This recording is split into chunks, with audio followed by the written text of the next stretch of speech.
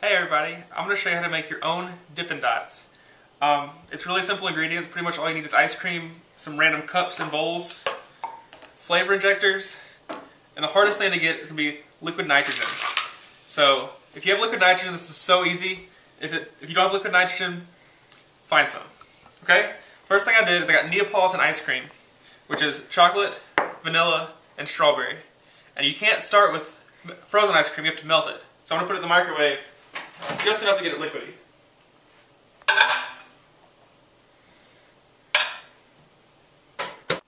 Okay, I've just melted the ice cream, so it's pretty much like really thick chocolate milk.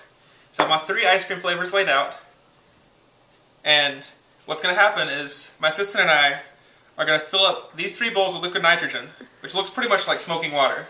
We're going to pour it in here, and then we're going to drip, using these syringes, into there, drop by drop, very slowly. Okay? So we're going to have 3 different flavors with 3 different Dippin' Dots, and we'll mix them together later.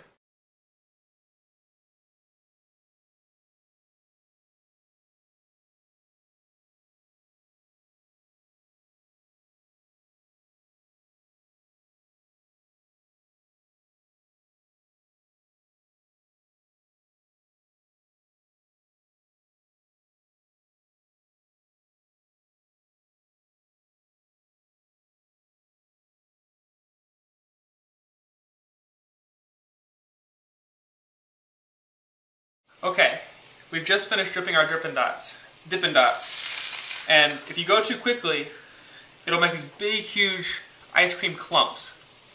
So you gotta be careful not to go too quickly. But if you go just the right speed, you'll end up with perfectly shaped Dippin' Dot beads. Now these are still extremely, extremely cold.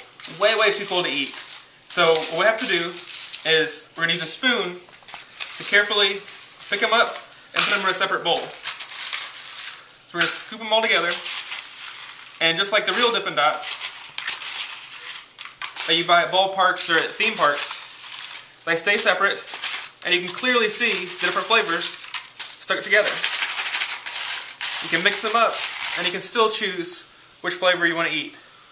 I'm going to finish putting these in the bowl, and in just a minute they'll be warm enough to eat.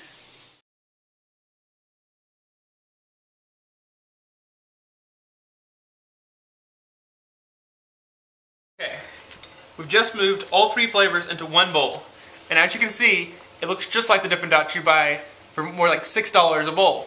But we made ours for very, very cheap.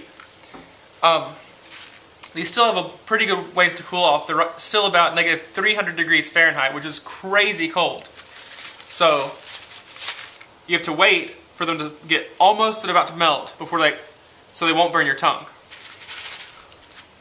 You can make Dippin' Dots with almost any flavor ice cream or sorbet or even yogurt.